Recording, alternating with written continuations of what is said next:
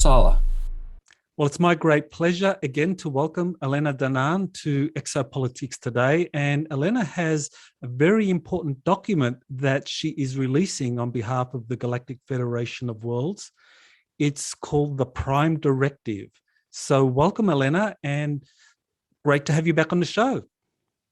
Thank you, Michael. A lot of things are happening at the moment, and these are exciting times.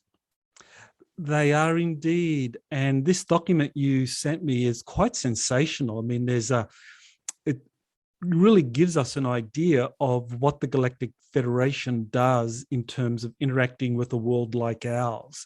So there's 10 articles in it, and you actually got some commentary from Thor Han on each of the articles. Is there anything you want to say before we go through the document, through the Prime Directive itself, in terms of how you got it, why now? Yes, why now? I suppose it is because we need to understand now that things are moving forward regarding to cooperation between the Galactic Federation of Worlds and the space programs and Earth. We need now to understand why things are done that way and not another way. As Thor Han said, all the officials in the Space Force programs, well, the high rank officials, not everyone, and some people in the government know about this Prime Directive, but it is not yet disclosed to the public because they don't see the point. But the Galactic Federation, some high officials thought that it would be helpful for the understanding of what is going on. So a few days ago, it was a surprise. Thor Han contacted me by the implant, mind communication. And he said, I have something for you. It's very important. And this was coming from the High Commander Adana. And she's in charge of the military station of the Galactic Federation of Worlds. And I do not know who above her, because there were probably people above her who availed this decision. She wasn't the only the person to decide. But anyway, it went through her. And Thor Han dictated me by mind, by telepathy, this text, and I typed it, and the 10 sections, and I asked if I could now share what I was supposed to do with this. He said, no, now it is to be shared with the civilians of Terra. And I said, will I share it with Michael? And we go from there. He said, yes, share it with Michael. It is a gift for you and for him, and you will share it with the world. So here we are tonight. Well, that's wonderful. It's really great that this document that we believe, or that you were told, is known to senior government officials that have been participating in these agreements and the discussions that are being held above Jupiter, on the moon and elsewhere.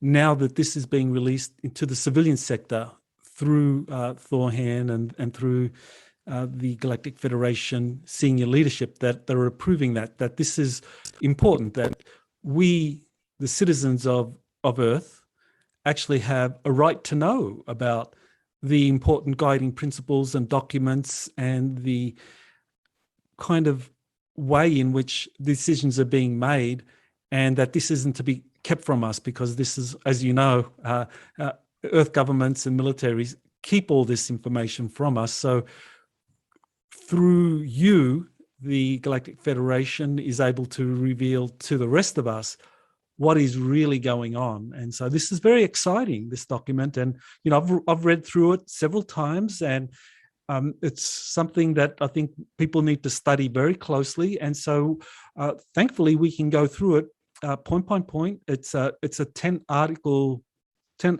long. But in there, I think there's enough information to give us an idea of how the Galactic Federation interacts with worlds like ours. So very important. So thank you for doing that. And thanks to Thor Han and others in the Federation for making this information available to the citizenry. Yes, I am very grateful to them. I want to add that this is a text. It dictates to me, but this is how they have it upstairs. It's not as a text, as something only written. It's not written. It's holographic. It's a holographic. It's a spherical device. It's a little difficult to totally understand. It is not how we would have a text of law written flat. They have a sphere. It's a holographic sphere, and the 10 clauses are in it, and it's like this. I do not know. So these words contain holographic explanations that were not given while he was telling me the words for words. Then he had to explain to me what he couldn't pass on to me. So that's his commentary that came in the second time. I say that's very important, so that this is not a document as we think it, like written in a text in multiple languages and signed by different delegates. It's more like a holographic document or set of ideas that somehow different civilizations give their assent to when they agree, and that they look to this holographic document and extract out of it what they need in terms of understanding what the principles are. So what we have in the text then is really kind of like a, I don't know, maybe, is it fair to say it's like a more like a two-dimensional representation of a three-dimensional thing. So it really is like coming through you, or through your filters, shall we say? Would that be correct? That this is, it's coming through you, but really in its core, it's a hologram that needs to be accessed individually to be understood fully. Is that how does it work? The words are words for words, how it is, and so the words are to be taken word for word. Mm-hmm. But then these words carry images and emotions or concepts, things that are of the realm of the thought and the mind. Mm-hmm. But the words are the anchor. The words are to be read literally. Mm-hmm. And then when you read these words by mind, by accessing this device, you read the words, it's coming into your mind, you read them word for word in, I don't know in which language, probably the Tami, the language of the official language. And you have visions coming with it. So that's the things that are attached to these words. He couldn't give them to me, give me only the words. That is why he needed to do the commentaries to explain what these words meant.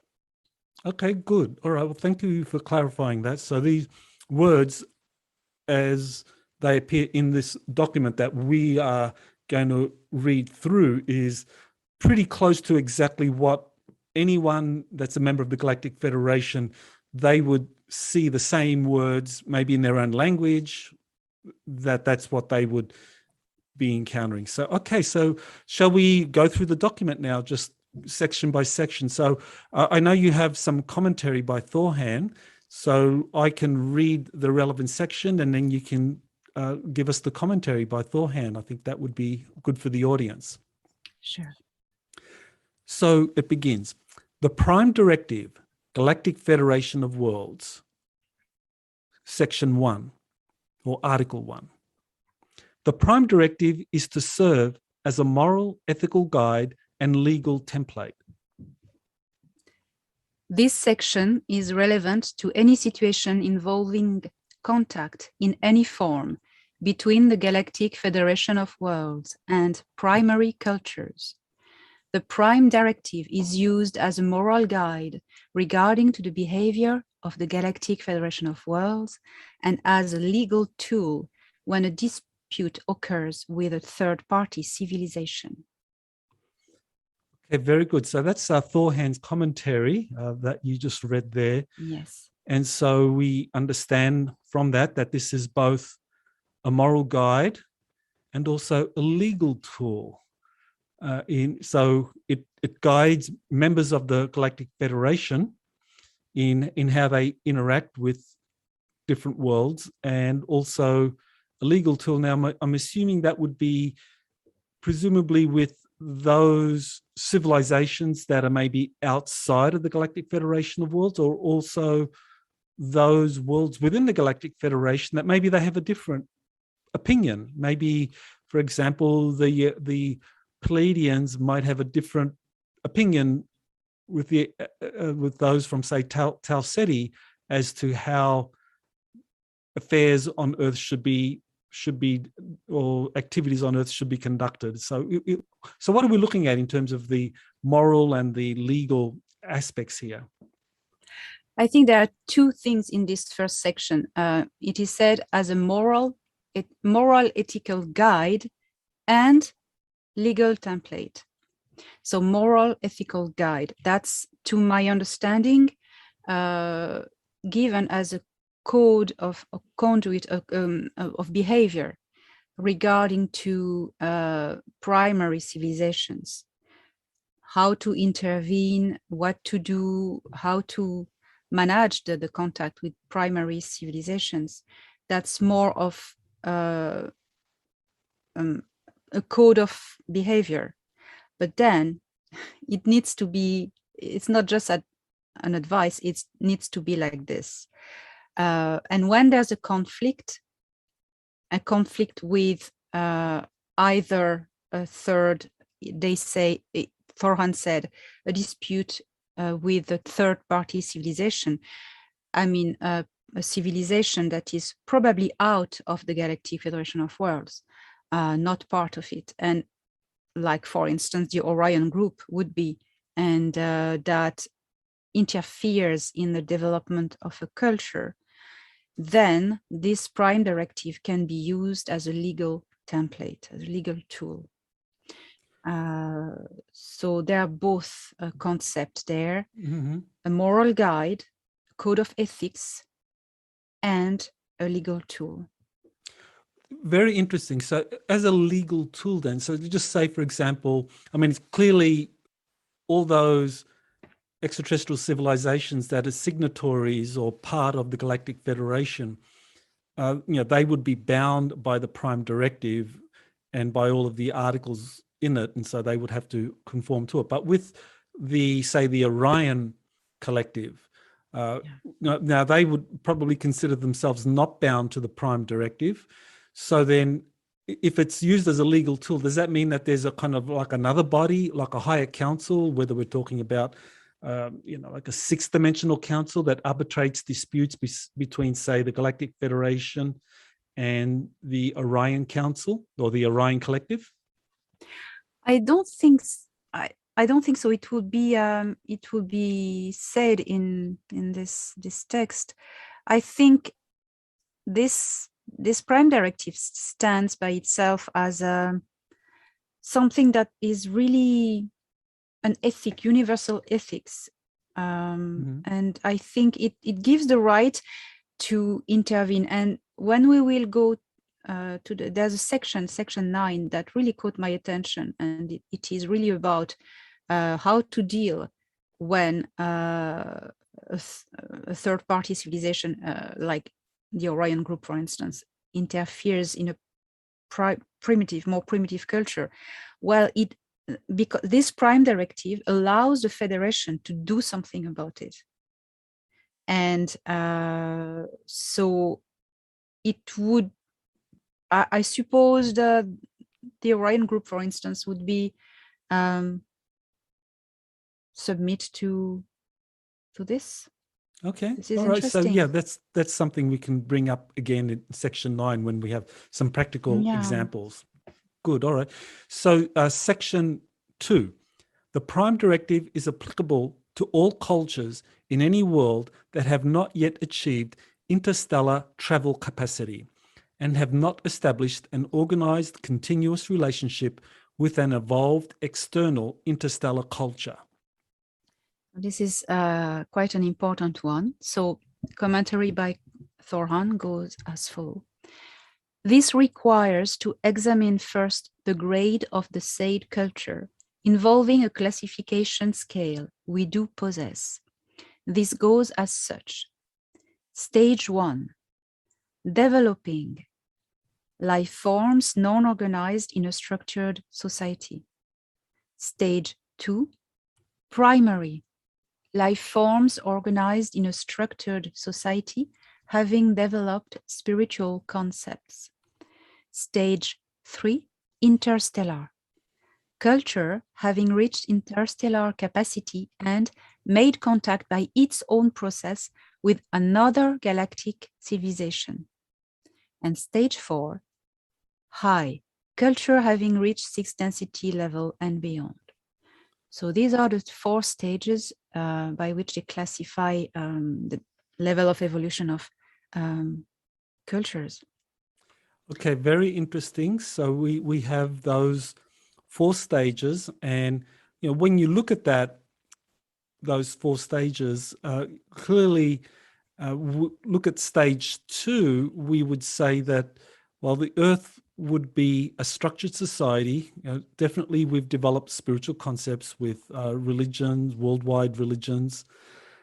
Now, stage 3, interstellar. Now, I guess this is where we get into the idea of a society that has developed things like warp drive or being able to use portals to be able to travel from solar system to solar system. So now, clearly, publicly, we are not at stage 3. We use rockets to get to the moon, to get to Mars through public or national space programs.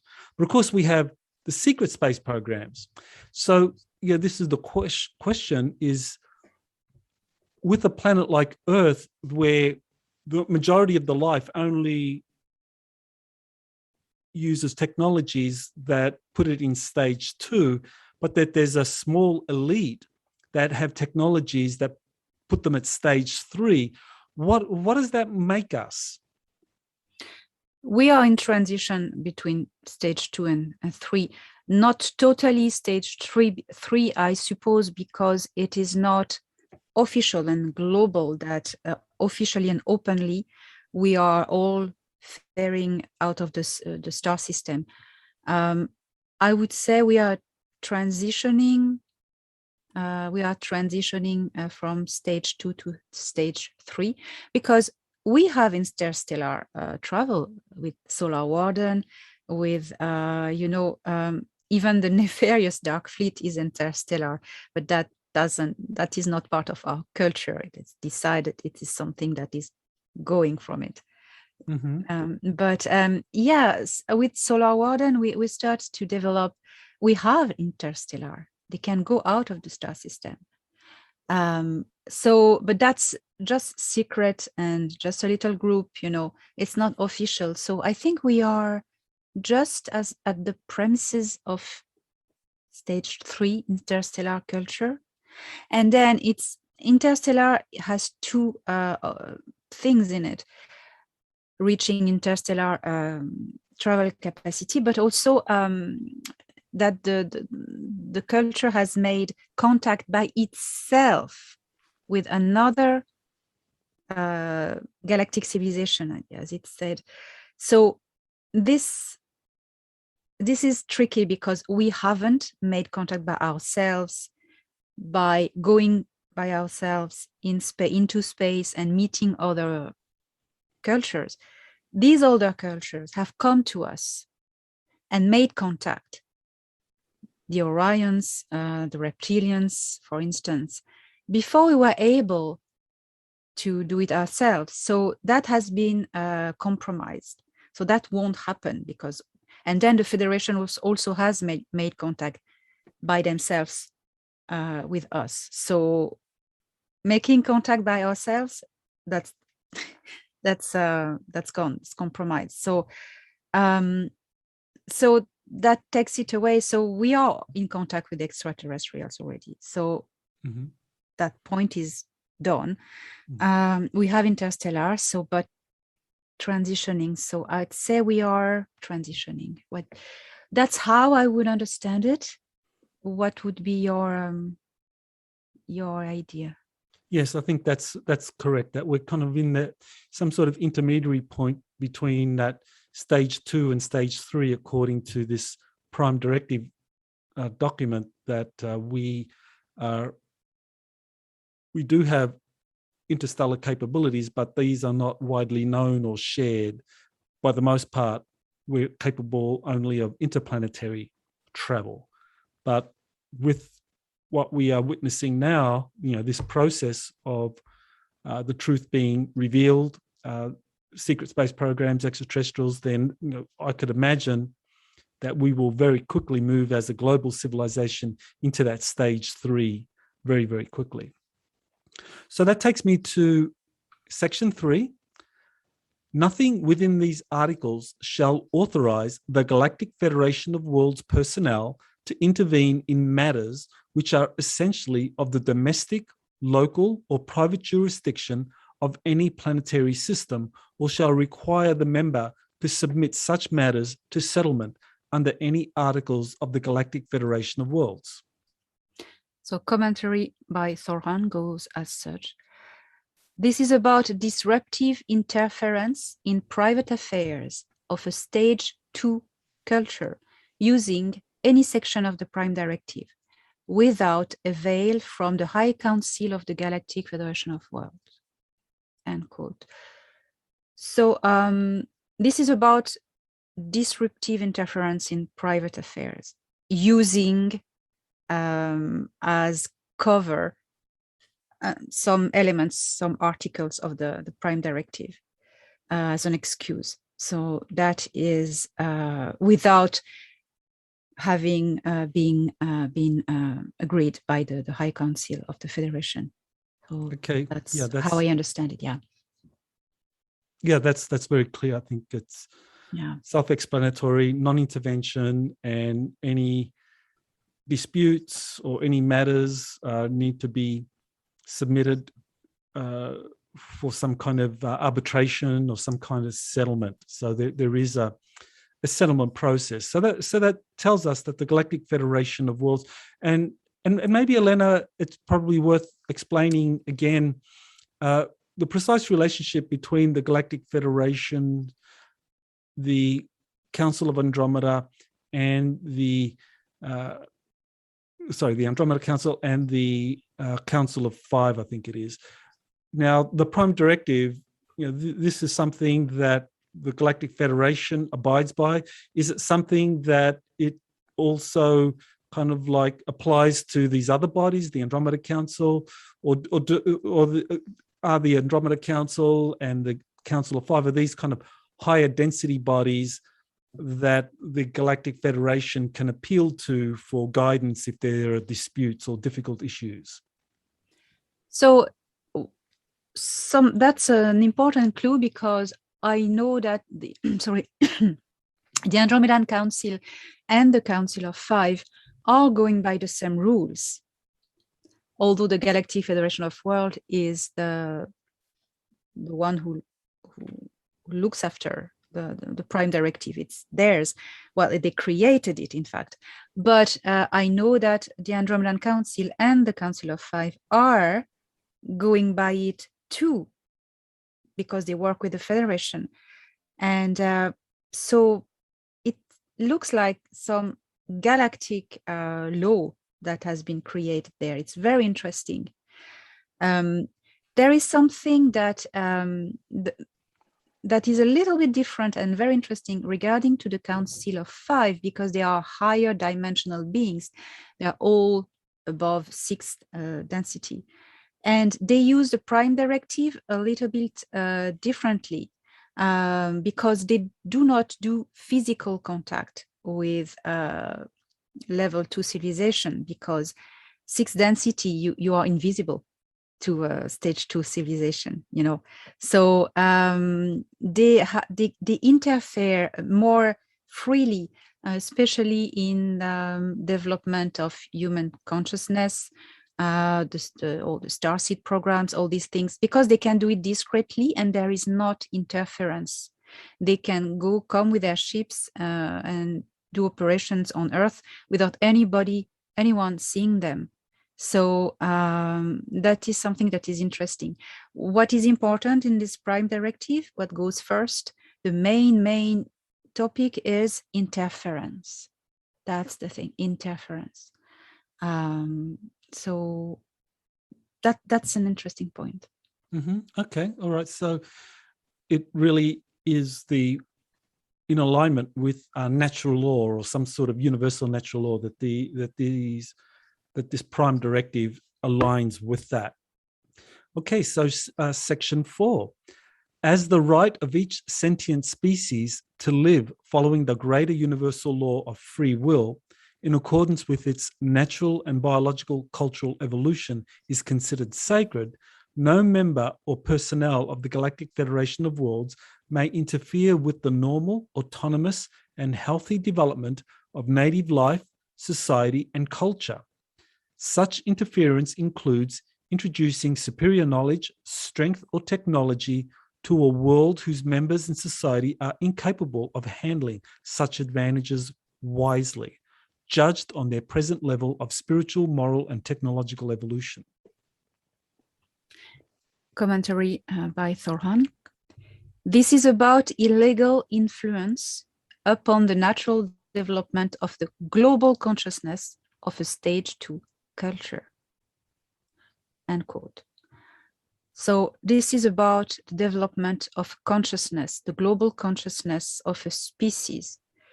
I see here a reference to, for instance, the Great Awakening that is happening on Earth. Do they have the right to intervene in this, or must they leave the species, undergo their transformation and of consciousness? I think that's what it is about. You think? Very important. I like the passage where it says such interference includes introducing superior knowledge, strength, or technology. Because one of the things I found in my research typically is that these more highly evolved extraterrestrials, like, they won't hand over advanced technologies to scientists and engineers from Earth. What they do is they inspire them with ideas.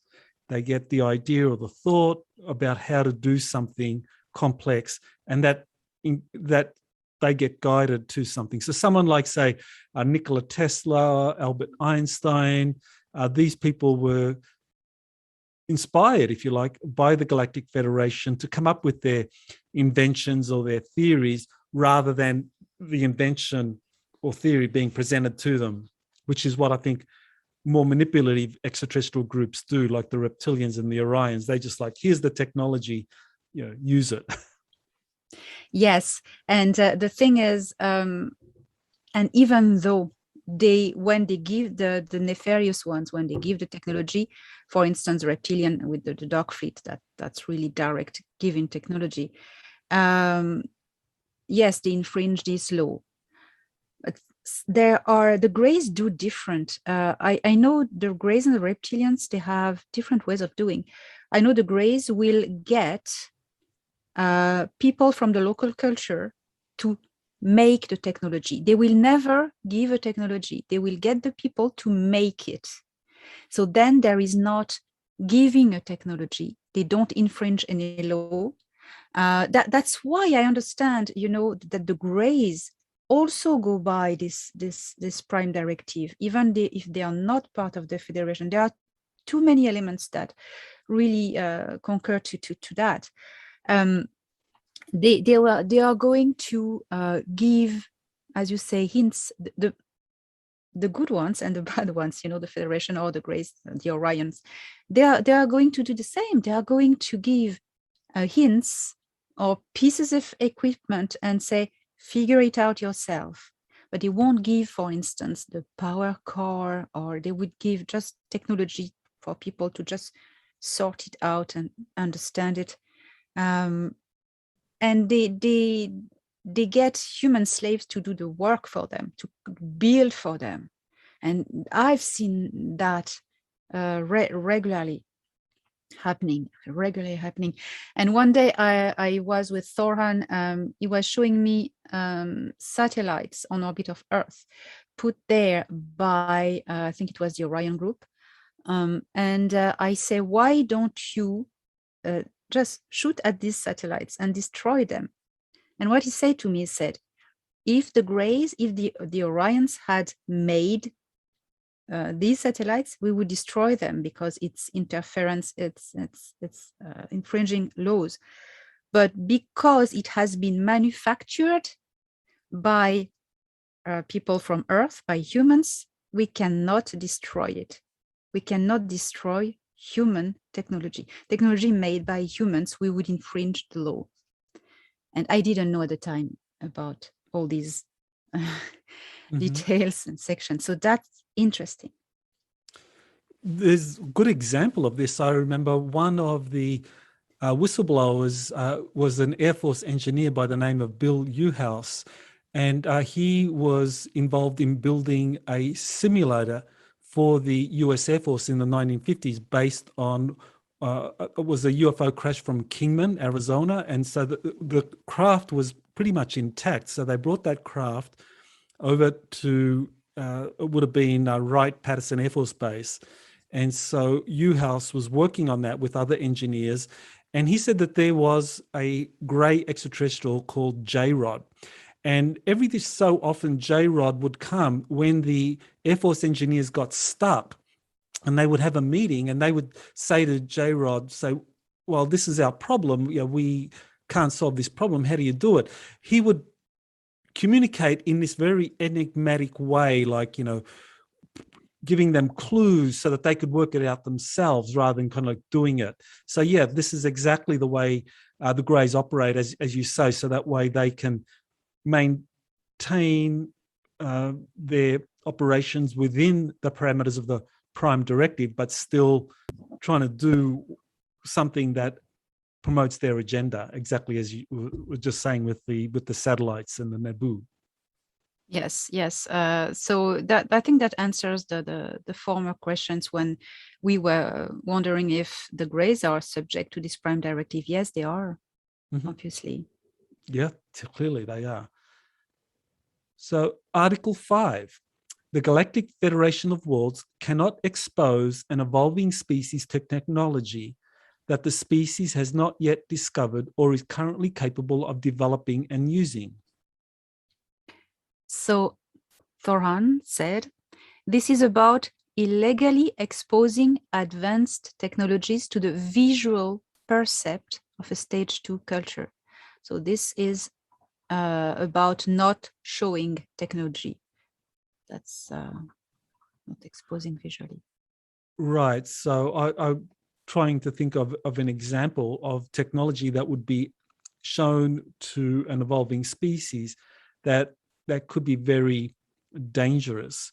So we might think of some extraterrestrial technology, some advanced technology that could be, say, weaponized. Like people have talked about kind of temporal weapons, or weapons like scalar weapons and, say, torsion field weapons, and there are other kinds of weapons that I've heard as well, toplet weapons that are using some kind of exotic matter that can be very, very destructive. And so if a world is given this kind of technology too early, it could be very easily weaponized or experimented upon, causing catastrophe. Yes, so I totally agree. And I would say also, I would add that this may also apply to just showing a ship hovering in the sky, because it said exposing involving technology, technology from an evolved species to a species, to the perception of a species who hasn't yet discovered it or cannot understand it. I think it can apply also, as I understand it, to not fly with your ship in front of everyone and show a spaceship to everyone, something like that.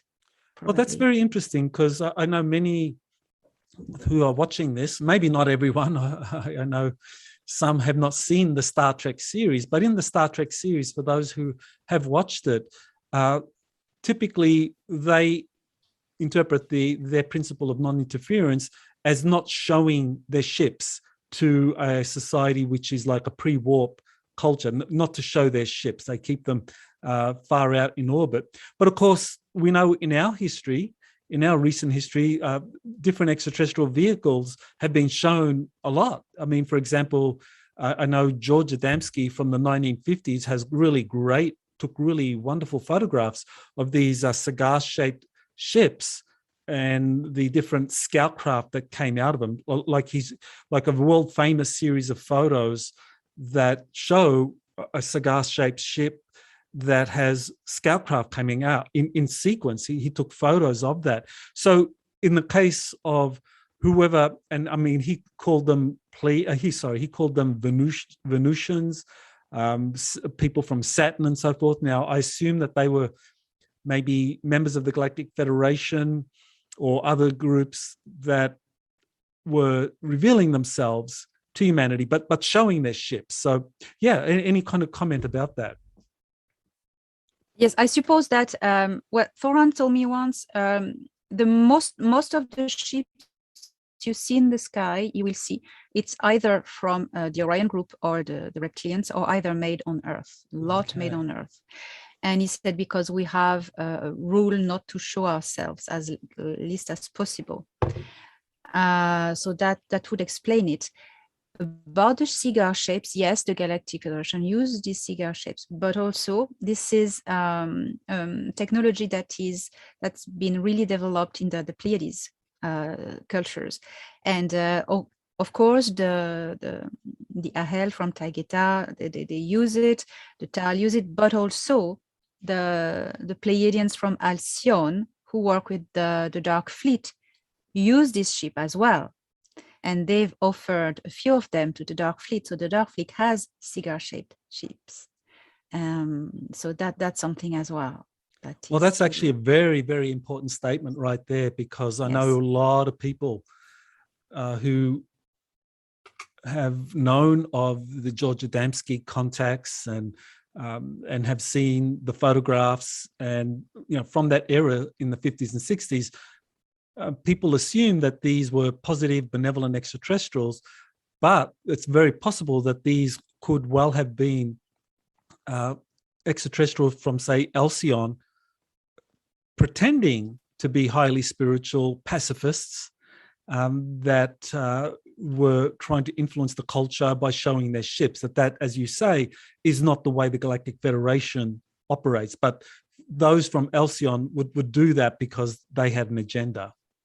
Yes, and Alcyon works with the Dark Fleet, the German breakaway. So, and they are humanoids as well. So you never know who you meet. It's difficult. Well, difficult.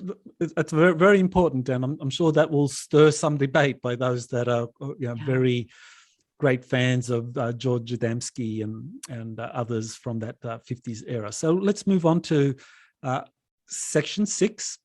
Sharing and seeding of technology above the lesser evolved race's evolutionary capability of understanding is prohibited or taken to the necessary minimum.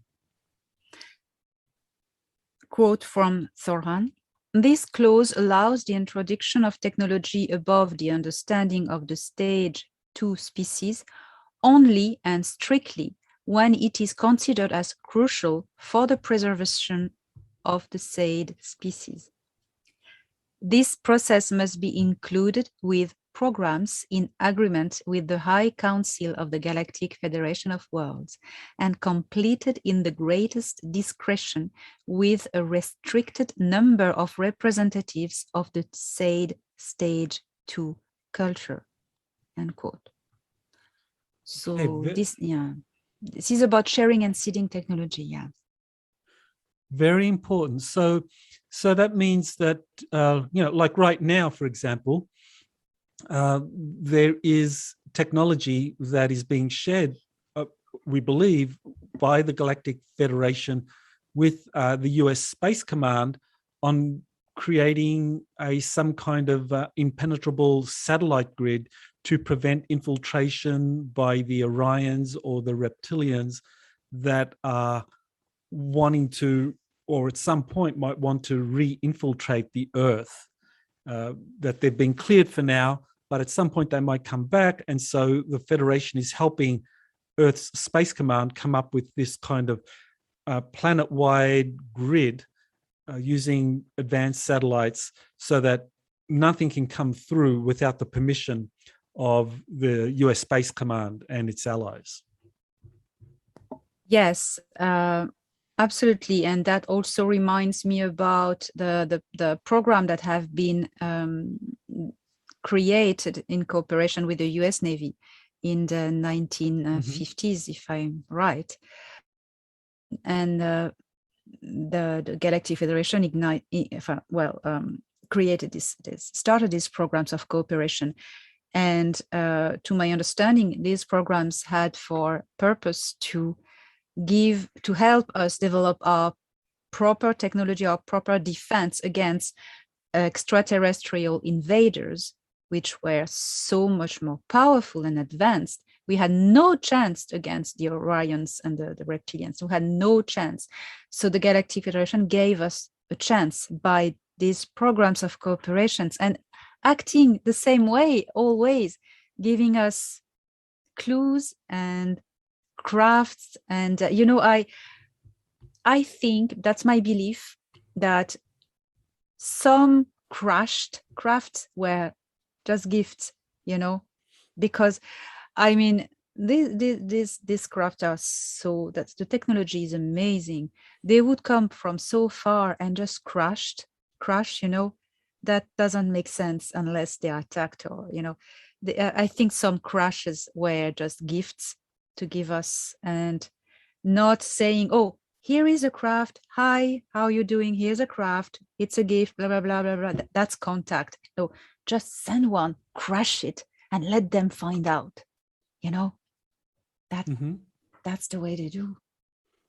Yep, that's a very good point. I know William Tompkins, who was one of the people that revealed the Navy's secret space program, he said that the Navy set up a special studies group during the Second World War to look at the craft that had been recovered from the Los Angeles air raid incident in February of 1942. And Bill Tompkins said that there were two craft that were recovered, and he said that these were a gift from, he called them the Nordics. He called them the Nordic extraterrestrials, but I believe what he was really referring to was the Galactic Federation.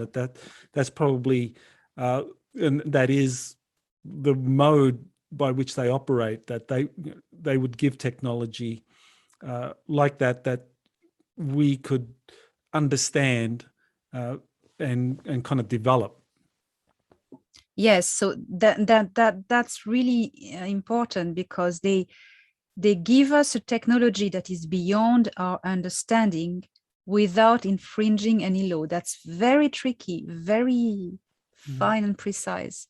They really play around with the Prime Directive. It's very well done. I think this particular clause is section is very, very interesting, because it says that, because I think one of the earlier articles said that you cannot give technology that is above the level of a civilization, one of the early articles. But this one qualifies that by saying that when it's considered as crucial for the preservation of the said species, that's the key. And during the Second World War, the reptilians were helping the Nazis. So this, I believe, was why the Galactic Federation was able to crash. And Bill Tompkins said that there were two drone extraterrestrial spacecraft that the Federation allowed to crash in the Los Angeles area. One was recovered by the US Navy, one was recovered by the US Army, and they were taken for study. And out of that, Bill Tompkins said, began the whole kind of reverse engineering program that led to, not just the Navy, but also to the Air Force developing secret space programs. That came from that 1942 incident. Yeah, absolutely. And it's exactly the way they proceed. And I may read again a part of the Thor Han's commentary, because it will make more sense now. So this process must be included within programs in agreement with the High Council of the Galactic Federation of Worlds and completed in the greatest discretion with a restricted number of representatives of the stage 2 culture. So in great discretion with only the minimum of people in great secrecy, and it has to be included in programs that have been agreed by the Council of the Federation. So that's done really, really well like this. Well, that did happen with the Los Angeles air raid incident and other incidents where this kind of process was used, that only a few people learned about it, that it was covered up. And of course, the military and the intelligence communities worked on these technologies without revealing it to the rest of the public. So yeah, that definitely, that seems to have been the principle that was used. Yeah. So section 7. It is forbidden to interact or communicate with any native resident of a lesser evolved planet or culture using any device, appliance, machine, tool, weapon, or invention representing an improvement upon the science and technology already in existence upon said planet. Quote from Thor Han, this relates to unauthorized individual communication with members of stage 2 culture. So this is about illegal communication without any authorization. Okay, so that's very interesting. So unauthorized individual communication. So does that mean, for example, that if the Galactics start using some advanced technology to communicate with a citizen on a planet like on Earth using radio, for example, that was forbidden, that they couldn't do that? Yes, I suppose it's about communication, unauthorized individual communication. Yes, I suppose. Yeah, there's an example of this. I'm struggling to remember the name. I think Robert Renault. He was a contactee, and he was a ham radio operator, and he said that he started getting radio communications from a galactic organization, and he wrote a lot of material about their culture. But now, I guess the Galactics, or whoever was in contact with Bob Renault, they were in contact with him through a ham radio. So they were using their technology on their ship to interact with his ham radio. So I guess that's okay, because they're not using something more advanced, or is it not okay? That's it. No, I think it's okay, because I was reading it again. I may read it again. It is forbidden to interact or communicate with any native resident of a lesser culture, etc., using any device, appliance, machine, tool, weapon, or invention representing an improvement upon the science and the technology already in existence upon the planet. So if they communicate, they need to use the local ways of communicating of the culture, not devices that would show higher technology. So I suppose, communicating by radio, you remember this Ashtar TV hijacking in the 1970s. They were just using the local TV emitter, I suppose, things like this. There are a lot of contactees like me who receive telepathic contact. The device I have in me, it's a higher technology, but that has been put in me without their consent. They retune it, they recalibrated it. So, but they still are allowed to communicate with me. I suppose it doesn't display any technology, because this implant that I have, for instance, as an example, is of a higher density, so you can't see it, catch it, have it, examine it. It wouldn't change anything because you can't get the hold of it with the existing tools. So that wouldn't cause interference, in the understanding of technology or something like that. So that's why there are many contactees who receive contact. But if technology is involved, extraterrestrial technology is involved, then openly, that can really show this technology. I think that's a difference. That's not allowed. I understand it like this. What do you think? Yeah, it's very interesting. I mean, like the implant that you have, like it's a higher density implant. So like an X-ray, you're saying an X-ray wouldn't pick it up? No, I have had so many X-rays and scans and nothing. I see. They could see nothing. Okay, so it's not something that would be seen, wouldn't be known. So it's really a technology that's undetectable using our modern scanning devices. So that's acceptable. But things like implants, like I know many people that were abducted and had implants put into them.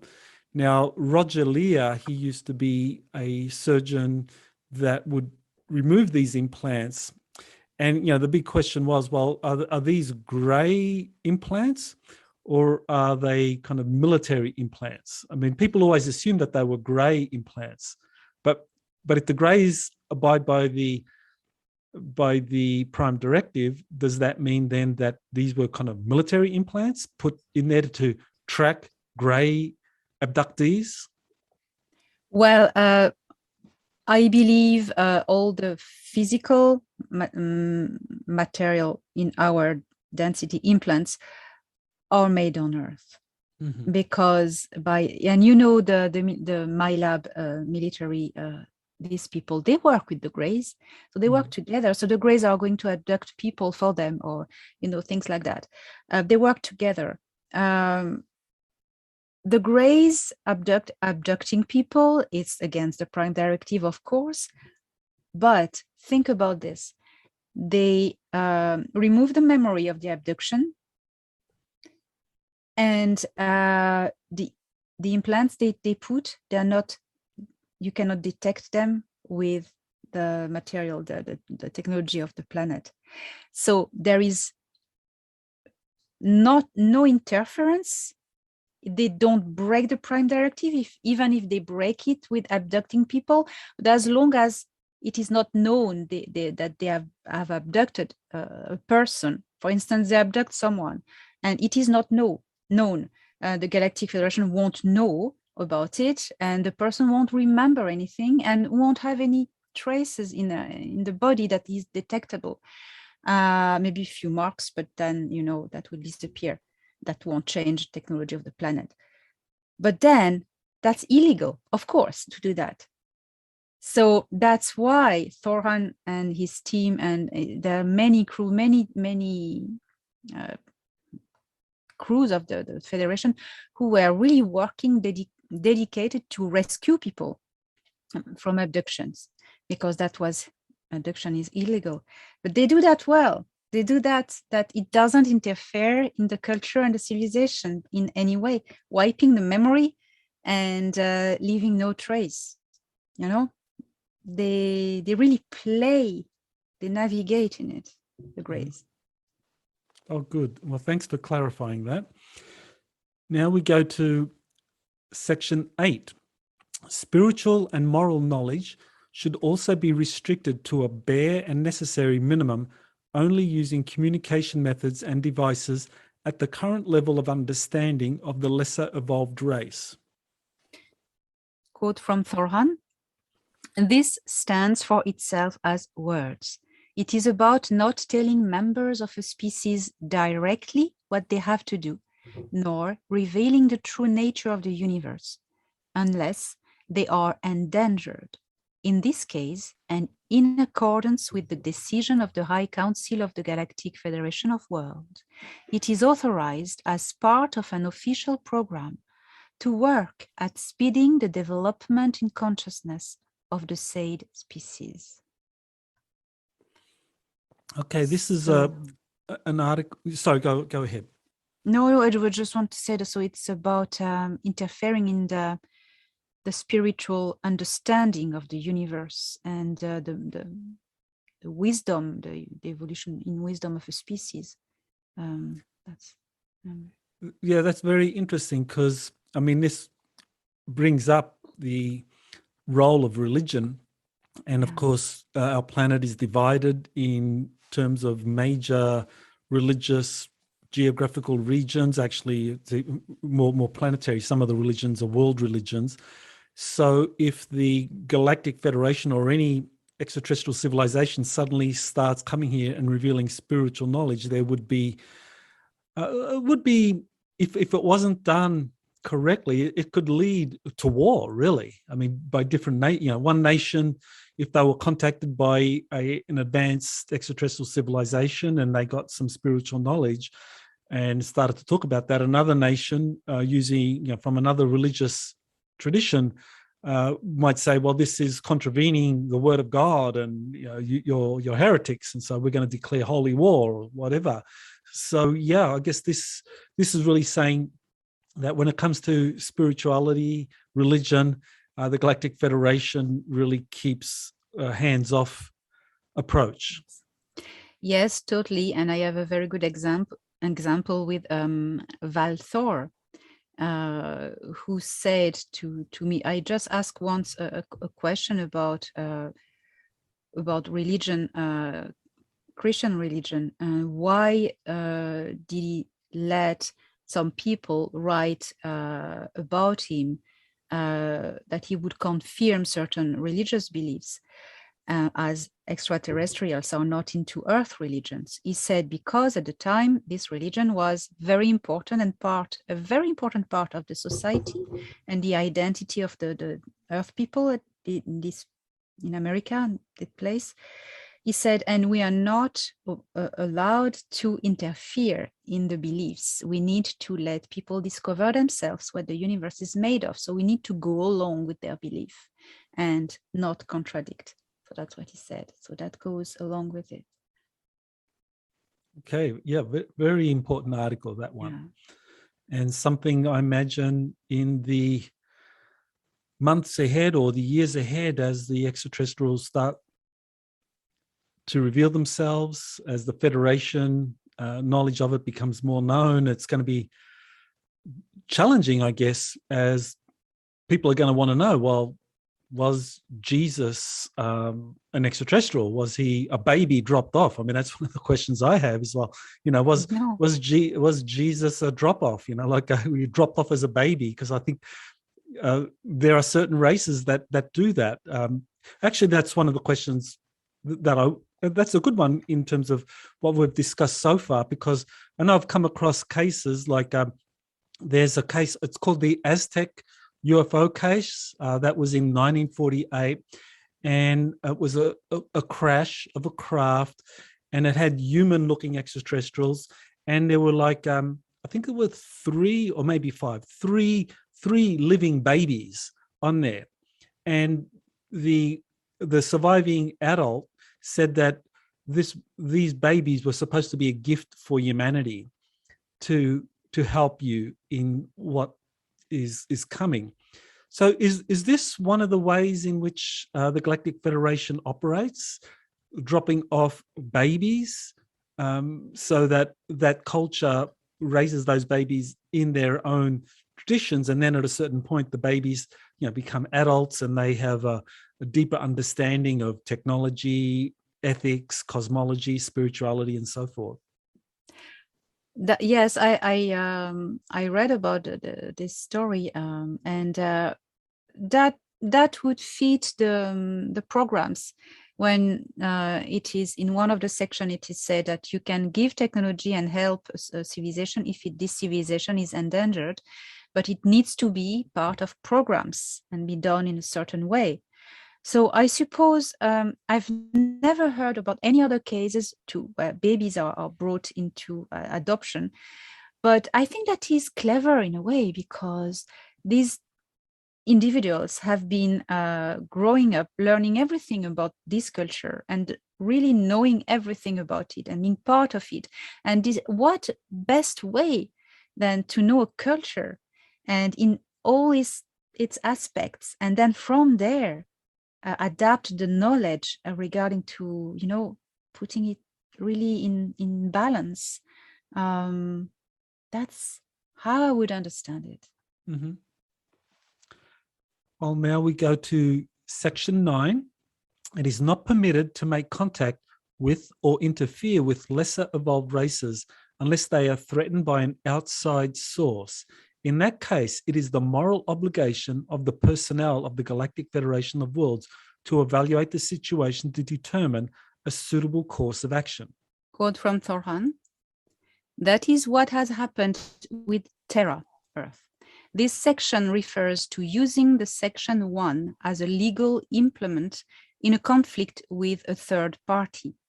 A stage 2 world, non-member of the Galactic Federation of Worlds, interfered in any mean by a stage 3 interstellar civilization, is legally entitled to request assistance to the Galactic Federation of Worlds.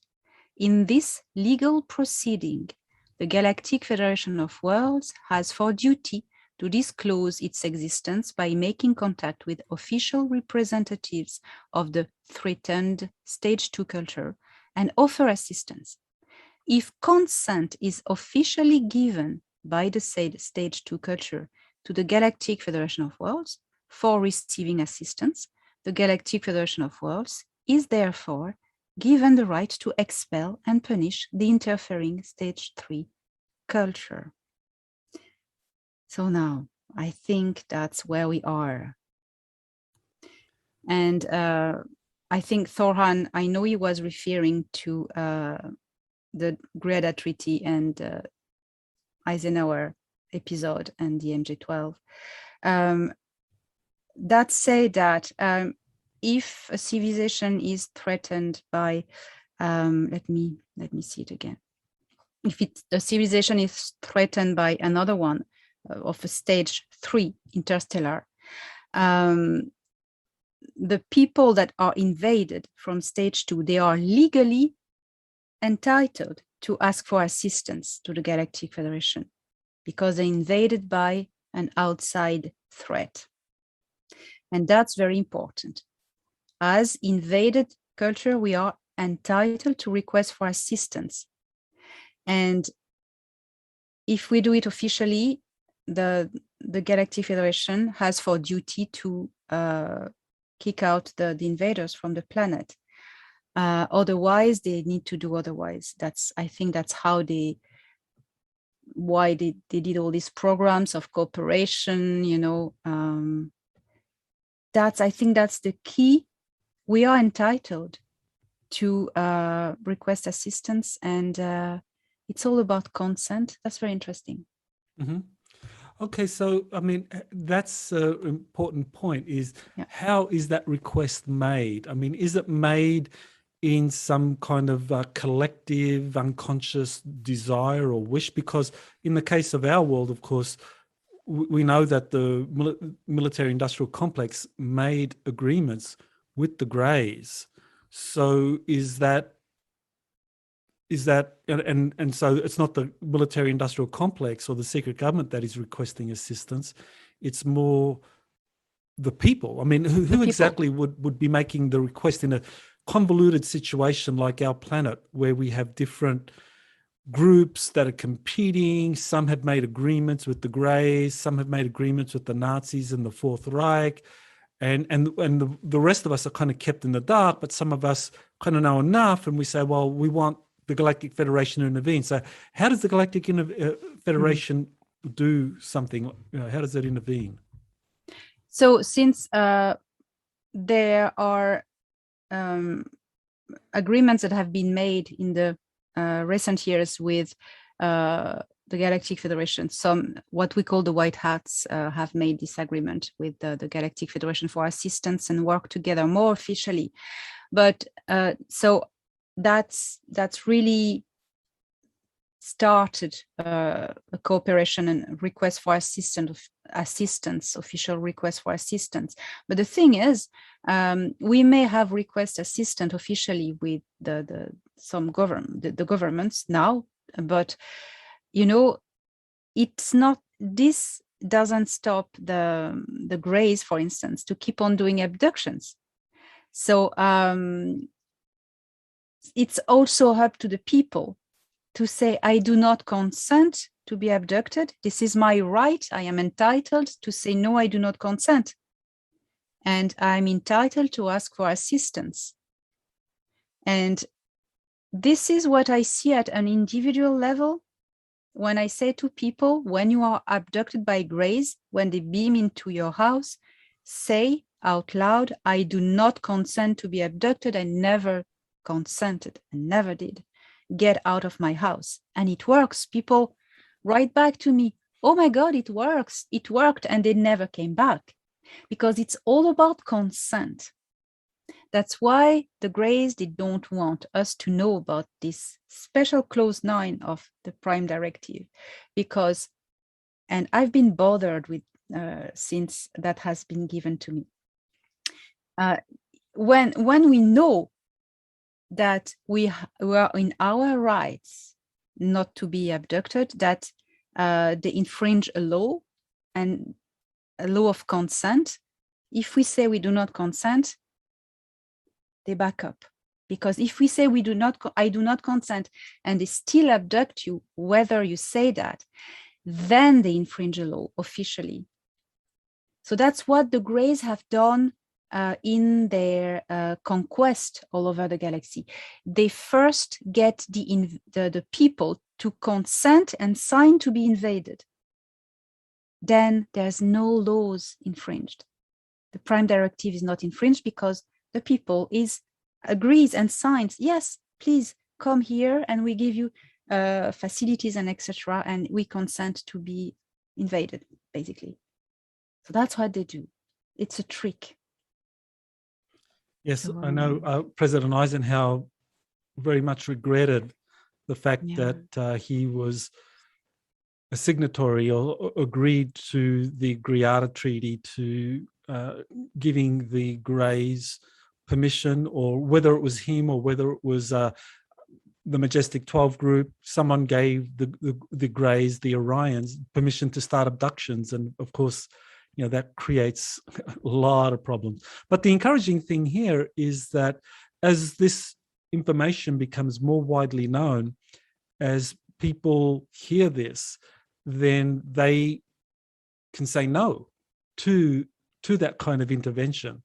And that gives the Galactic Federation more of an opportunity or more of a right to intervene and to stop, which I think is what has happened, right? I mean, this is what's happened over the last couple of years. Yes. I've been told 4 years that has really officially started. They started to intervene physically. Well, I mean, the Earth Alliance, fighting in the undergrounds, in space. Things have just jumped to another level. And this really matches with white hats, we call them, or some governments making agreement with the Federation. That was probably the famous official request of assistance. Somehow the wind changed a few years ago, and things really got serious and open. But we need to do it. Sorry. Yeah, there definitely seems to have been some major, I guess a series of events that began to happen. I guess it was around 2017. I mean, the Trump administration began, and things began to really accelerate there with the creation of Space Force, and more information began to come out. A lot of whistleblowers were coming forward, and probably earlier, I think 2014, 2015, you have different insiders talking about secret space program. The secret space program information really kind of like took off in 2015, and so I guess that was part of this awakening. And we know that that some of the groups involved in that are related to the Galactic Federation, to the Andromeda Council, and so forth. Yes. I think the wind changed at that moment, and official request was made, and association, alliance. Yeah. Mm-hmm. Now we go to the final section, section 10. Federation personnel may not violate this prime directive unless they are acting to right an earlier violation or an accidental contamination of said culture. This directive takes precedence over any and all other considerations and carries with it the highest moral obligation. Quote from Thor Han: "This warns against banishment from the Galactic Federation of Worlds community if members of a culture part of the Galactic Federation of Worlds infringes the prime directive 3 times." End quote. Okay, so kind of like three strikes and you're out. Yes. That's kind of funny, but not really. Yeah. But yes, okay. So that's it. Okay, well, some might interpret that as being very generous. That I know, that an extraterrestrial civilization may interfere or violate the prime directive, not once but twice, and then if they do it a 3rd time, then they're out. But definitely. There is repercussions for violating the prime directive and expulsion from the Galactic Federation. So why would a civilization fear being expelled from the Galactic Federation? Well, what would be the consequences if a world violated, Section 10 and they were expelled? What would be what would they be facing? Yes, I think that the 3 times, it's like a safety, because sometimes you may interfere by accidentally, that may happen. So that does it worth really being expelled, So being expelled means stop sharing knowledge with everyone, because when you're part of the Galactic Federation, you have access to knowledge and technology put in common. Every species put in common their knowledge.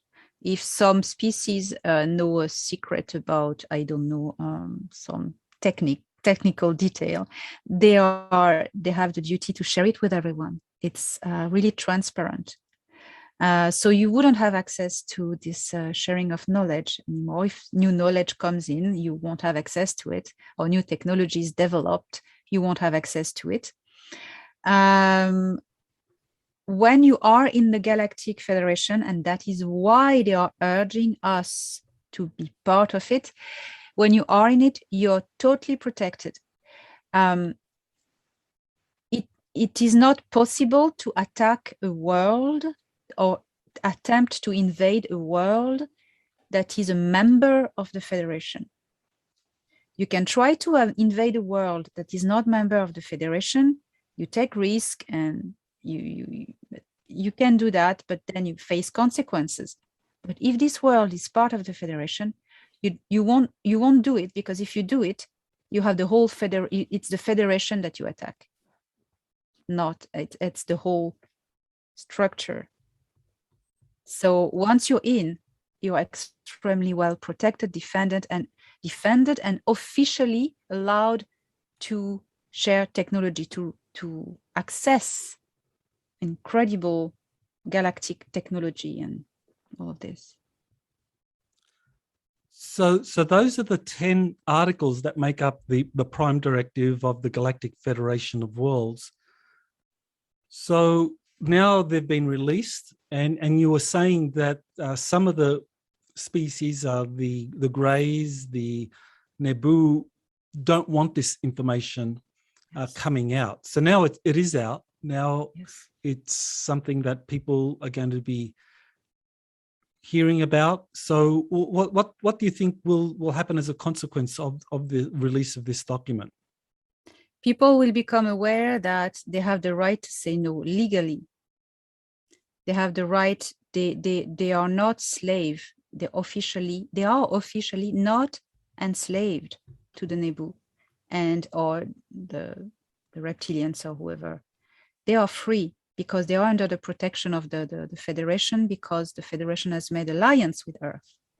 And because of this Earth alliance, it proves that there has been this request of assistance, and now working together.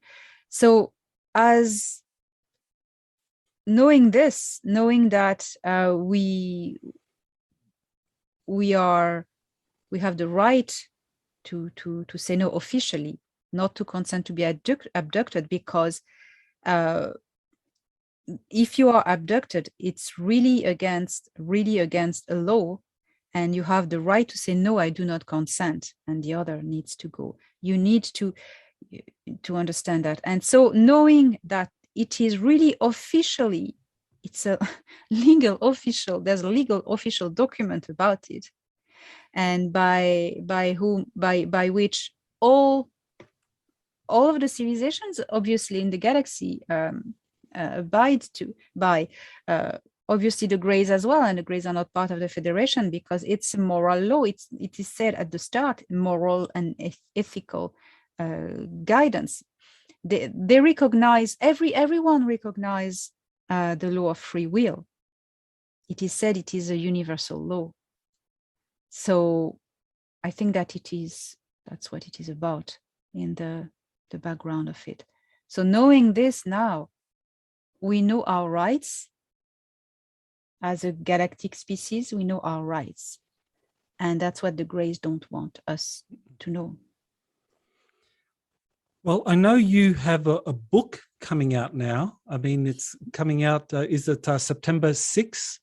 And so that this presentation comes, this video is being made available pretty much to coincide with the book. So why don't you say a little bit about your book and what the book is covering and the title and so forth?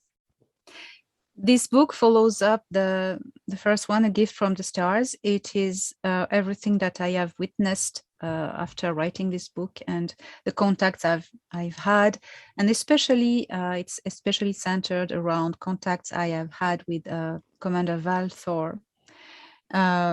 Some conversations I have had with him, and also conversations I have had with members of the Galactic Federation, and a few journeys in the star system, and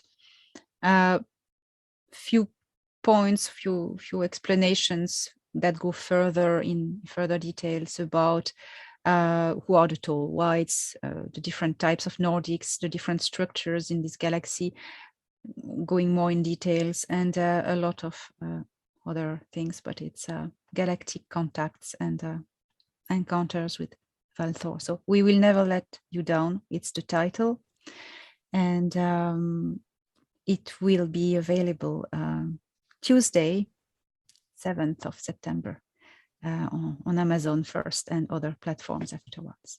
Well, that's wonderful. That's very exciting to have another book out, and I'm very interested in finding out about your contacts with Valiant Thor and any additional information he has about the time he spent with President Eisenhower and what has happened ever since. People are very interested in that, so I'll be intrigued to read that book. It'll be something that's going to be an important addition to the knowledge. So, well, Elena, I want to thank you for coming on the show and sharing this very important document. And the best way for people to access the document, I guess I'll make it available on my website as well. And will you make it available? Where will people be able to get the document? Is it in the book? Or? Yes, it will be in the book with also with Thor Han's commentaries. So I will publish it in the book, and but you can also find it on Michael Salla's website. As a free copy to read. Perfect. Yes, I'll put the principles up, the 10 articles up on my website so people can go there and read it for themselves. So again, I want to thank you, Elena, for sharing this very important update, and we definitely look forward to a future where humanity gets to openly interact with the Galactic Federation. Yes, humanity of Earth will live long and prosper. Thank you, Elena.